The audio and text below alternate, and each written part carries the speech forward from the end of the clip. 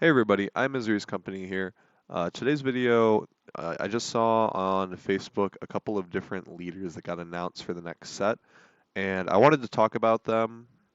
You know, talk about there's a lot of interesting new characters in addition to Big Mom that's coming out, um, I believe a little bit before around the same time.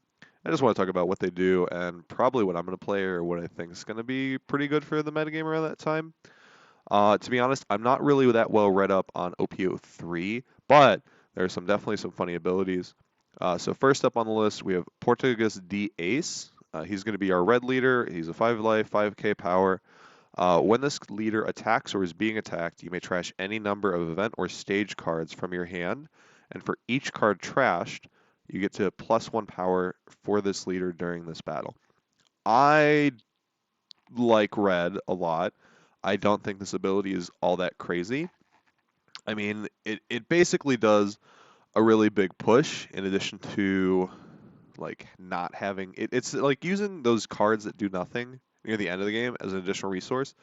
I suppose if your opponent has no blockers or things like that, sure it makes sense, but I'm not entirely convinced it's all that great, to be honest. I mean, in my mind, they have like maybe one life left, you have a character, you're able to swing with that character, and then you have all these events and these stage cards that are dead in your hand and we're losing you the game, I guess, and now they get to be useful. Like that's my big concern is you play too many event cards and too many stage cards to the point where, for this to be like significantly powerful, um, you just didn't play anything on any other turn. It reminds me of similar to like Kaido, where if you don't hit your resources in the correct order, you're just gonna lose the game. So the next leader, this is a green leader, so Kuro, back from all the way, what was it? Syrup Village. So active main, rest 3 Dawn. So you may rest 2 characters with the East Blue type. Set this leader as active, and rest up to one of your opponent's characters that cost 5 or less. And it's a 5 life, 5k slash. I'm not sure how I feel about this. I think it's probably going to be pretty okay. Just and I say okay, it's not going to be great.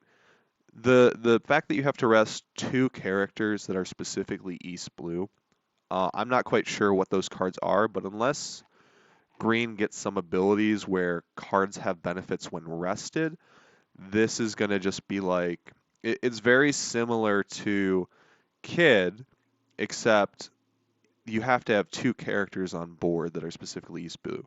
Like Green starter deck Kid was good because it's pay 3, discard a card from hand. So dead cards in hand, you don't have to pay to play them. You just got to do it.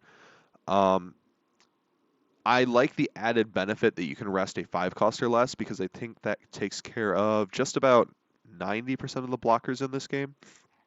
I think the only blocker that costs more, I think there's a 6 cost started at Crocodile, but no one's playing that card. So most of the blockers, if not all the blockers that are being played, are going to be 5 or less. So I like that. It kind of just gets around blockers if you, again, need to push for game. I'm not quite sure about the East Blue aspect, but maybe it'll be good.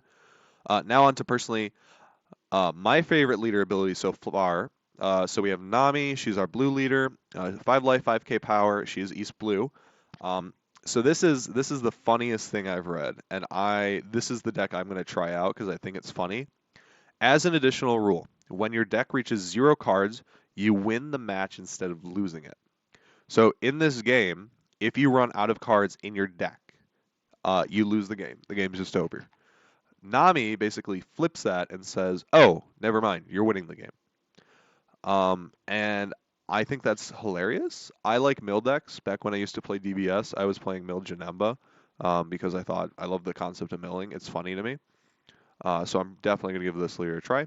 And then her ability, Dawn times 1. When your opponent takes damage to their life through the attack of this leader, you may trash 1 card from the top of your deck. So it's a pretty okay ability. If you think about it, pardon me, in the grand scheme of things, it's going to be, you draw 5 cards for hand, you draw 5 cards for life. So you have 40 cards you need to get through, and that's a lot. Now, Nami, if she attacks with 1 Dawn attached, um, you get to mill an additional 5. So you still have to figure out a way to get rid of 35 other cards from your deck. And assuming this game goes 5 turns for the most part, because 5 turns you go 1 Don, 3, 5, 7, 9. So 5 turns is when your opponent will be at max Don if you go first. So you'll draw 5 more cards about.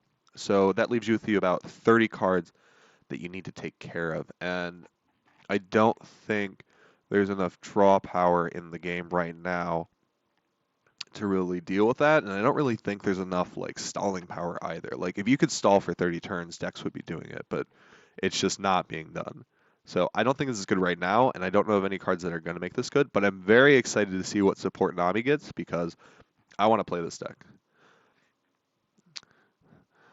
All right, next up, we have Iceberg. He's our purple leader. He's a Life 5, Power 5, Water 7, Galley Law Company. So this leader is kind of unique. This leader cannot attack. But active main, Don times 1, you may rest this leader to play up to 1 character with the Galley Law Company type that costs 5 or less from your hand. I think this will be pretty good. I think this might actually get close to possibly being busted. It depends on what the Galley Law characters are. I mean, we know who they'll be, but it depends on what they do. For the most part, I mean, in the manga, they were very strong. So I'm expecting most of them to be 5 costs. My guess would be that Lucci is going to be a good 5 cost. Actually, I announced it, but I do not remember it. So there's a Lucci, I believe, that was already announced for the special rarity he has. But I think this character is going to be pretty good. I mean, Don -1 to play a card. He doesn't get to attack is the only issue, but essentially, turn 1, so Don 1, turn 1, neg 1 Don, you get to play a 5 cost. I don't think there's any deck that's going to be able to handle that kind of tempo. Even though like turn 2 you're going to 2 Don instead of like it's you have a 5 cost on board. At that point, I feel like you're just going to control. Assuming they print a 5 cost Galley Law, and based on it, I would assume there's going to be at least 1, hopefully 2. But for the most part, they'll probably keep the range about 3 or so. So I think this card probably is going to be very good. I think it's going to be very good tempo. Lastly, the last and out one, my babe, Charlotte Lindland. She's going to be a black-yellow character, Life 4, Power 5. She's a 4 Emperor, Big Mom Pirate. So she has Don times 2. When attacking, you may rest 2. You may trash 1 card from your hand, and if you have 1 or fewer cards in your life area, you may put up to 1 card from the top of your deck on top of your life area. Now, I have no experience with Digimon, but I've heard a lot of players who have played it complaining that, yellow security recovery is very annoying to play with. I assume this is going to be very similar. I don't know if the cost is going to be all that ridiculous. However, in late stages of the game, assuming you're able to just kind of trade evenly with your opponent's stuff, it's typically just going to be a leader kind of a punching battle. And the ability to just every turn replace 1 card to your life seems pretty good to me. Like, if you're against Kid and he gets you down to 1 life, which is kind of their sweet spot. So green cost Kid likes to have 1 because they get to swing twice for 12. If on your turn now, you can attack for 7, which is a good number, rest 2 Don to add a life back. Now they go from having that 2 swing sweet spot to needing now 3 swings to kill you. So I think this card's actually going to be pretty reasonable and kind of very annoying for some certain decks to deal with. Even like Kaido, like they spend 7 to minus a life, and now all of a sudden you get to just put 1 back for 4. But then again, this is going to be an OP03, so I'm not quite sure what that metagame looks like. I know OP02 right now is very Kinemon and Zoro heavy. I'm not quite sure if those are going to carry over into the next format, but I guess we'll take a look. Anyway, guys, that's all the decks. Hope you guys enjoyed it. Hope you as excited for some leaders as I am. Let me know down in the comments which deck you're probably going to end up playing and which decks you think are going to absolutely trash. I'm still convinced that Kuru is not going to do as hot as he should. But leave it down in the comments. I'll see you guys. Bye-bye.